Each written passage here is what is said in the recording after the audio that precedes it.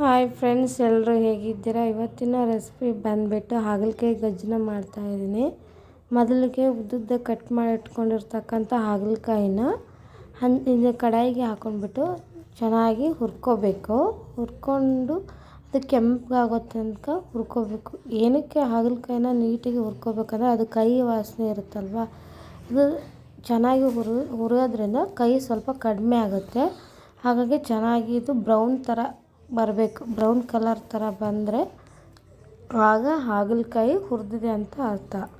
ಇದು ಏನಕ್ಕೆ ಹಾಗಲಕಾಯಿ ತಿನ್ನಬೇಕು ಅಂತ ಹಸಿದು ಕೆಲವೊಬ್ಬರಿಗೆ ತಿನ್ನೋಕ್ಕಾಗಲ್ಲ. ಇದು ಮುಖ್ಯವಾಗಿ ಡಯಾಬಿಟಿಸ್ ಇರೋರು ತಿನ್ನಬೇಕು. ವಾರದಲ್ಲಿ 2 ಬಾರಿ ಆದರೂ ತಿಂದರೆ ತುಂಬಾ ಹೆಲ್ತಿಗೆ ಒಳ್ಳೆಯದು.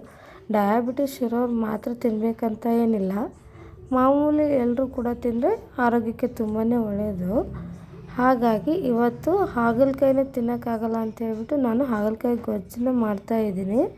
ಇದಕ್ಕೆ ಹುರ್ಕೊಂಡಾದಮೇಲೆ ಇದಕ್ಕೆ ಉಪ್ಪು, ಅರಿಶಿನ ಮತ್ತು ಬೆಲ್ಲ, ಅಚ್ಚ ಖಾರದ ಪುಡಿ, ಆಮೇಲೆ ನಮ್ಮ ಸೈಡು ಖಾರದ ಪುಡಿ ಅಂತ ಹೇಳ್ಬಿಟ್ಟು ಮಾಡಿರ್ತೀವಿ, ಮಸಾಲೆ ಖಾರ, ಅದನ್ನು ಹಾಕಿ ಬೆಲ್ಲ, ಆಮೇಲೆ ಹುಣಸೆ ರಸನ ರೆಡಿ ಮಾಡಿ ಇಟ್ಕೊಂಡಿದ್ದೀನಿ. ಹುಣಸೆನ ನೆನೆಸಿಬಿಟ್ಟಿದ್ದೆ, ಅದನ್ನು ಸ್ವಲ್ಪ ಹುಣಸೆ ರಸ, ಆಮೇಲೆ ಕಡಲೆ ಬೀಜ ಇರುತ್ತಲ್ವ, ಶೇಂಗದ ಬೀಜ, ಅದನ್ನು ಹುರ್ಕೊಂಡ್ಬಿಟ್ಟು ಪೌಡ್ರ್ ಮಾಡಿ ಅದನ್ನು ಕೂಡ ಹಾಕಿ ಚೆನ್ನಾಗಿ ಕಲಿಸ್ಕೋಬೇಕು. ಎಲ್ಲನೂ ಅದಕ್ಕೆ ಡಿಪ್ ಆಗಬೇಕು.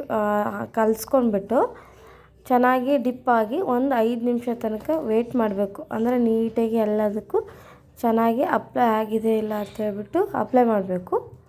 ಅದಾದ ನಂತರ ಮತ್ತೆ ಬಾಣಲಿನ ಇಟ್ಬಿಟ್ಟು, ಆಮೇಲೆ ಏನಕ್ಕೆ ಈ ಥರ ಮಾಡ್ತಾಯಿದ್ದೀನಿ ಅಂತಂದರೆ, ಬರೀ ಹಸಿದು ಹುರ್ಕೊಂಡ್ಬಿಟ್ಟು ತಿನ್ನೋರು ತಿಂತಾರೆ.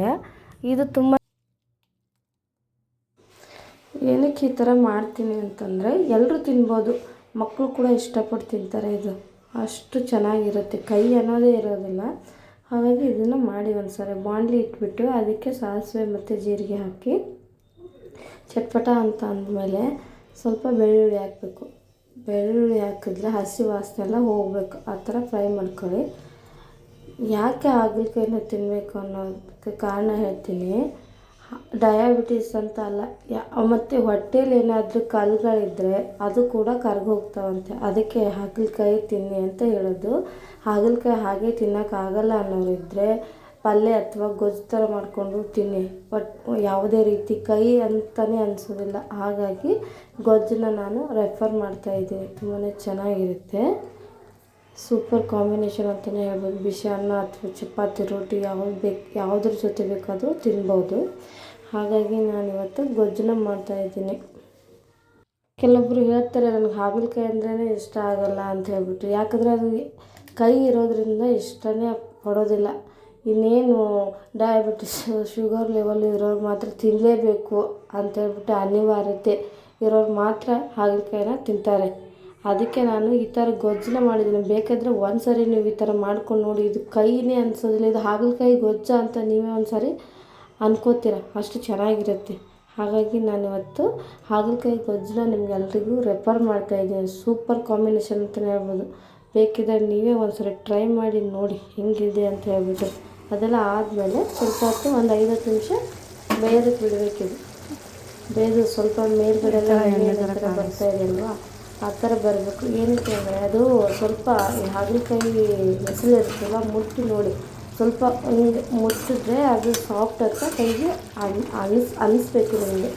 ಅಷ್ಟಾದರೆ ಸ್ವಲ್ಪ ಕನ್ಸಿಸ್ಟೆನ್ಸಿ ಗಟ್ಟಿ ಬೇಕಲ್ವಾ, ಅಂತಂದರೆ ಸ್ವಲ್ಪ ಬೇಗನೆ ಆಫ್ ಮಾಡಿ.